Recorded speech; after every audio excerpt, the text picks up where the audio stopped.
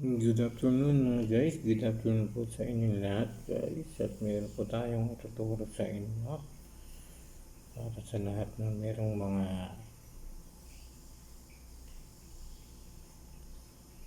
mga nararamdaman na sasakit-sakit sa inyong mga paa, lalo na ito sa mga may diabetes. Yan guys, yan para maiwasan na pangangalay, kasi minsan nangangalay ang ating mga paa guys, kaya kailangan ay alagaan din natin yung ating kalusugan. Huwag po tayo kakain ng mga bawal tulad ng pagkain ng mga matatamis na pagkain. Yan, mahirap guys, at pagkain ng maraming mga rice, mga kanin, dapat tandaan na kita. Okay guys, sa mga namamanid yung paa, minsan may mga tao namamanid yung paa, kailangan ay ganito yung kanilang gagawin guys. Kailangan guys, ito guys ay yung sa natin ito guys. Yan, ulitin natin ito guys para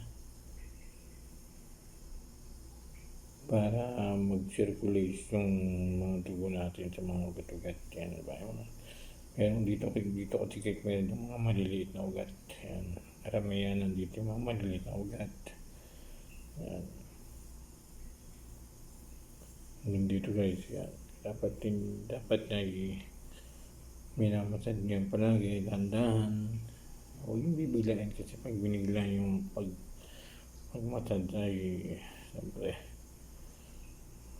mahirapan kayo guys, diba? Yan, dandahan lang. Yan, ikot-ikot dito sa may buto natin dito. Yan, yan. Minsan sa sobrang tayo natin, minsan ay talagang nangangalay dito guys, kailangan hilot-hilot, parang exercise ng paa, kasi yung paa natin, palagi natin itong ginagamit sa paglalakad sa ating mga trabaho, kaya kailangan ay mamasad natin yan hanggang dun sa dulo. Nanunod na sa mga merong mga arthritis, pagtaas ng sugar level. Yan,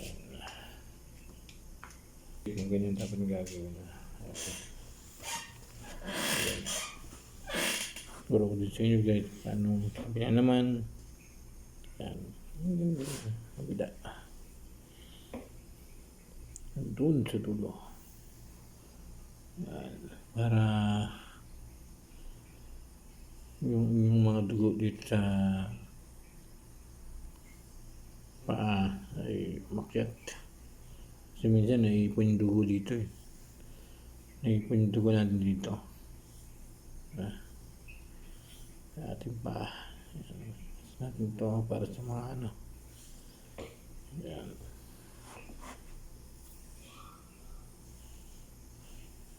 Yan guys, simple lang.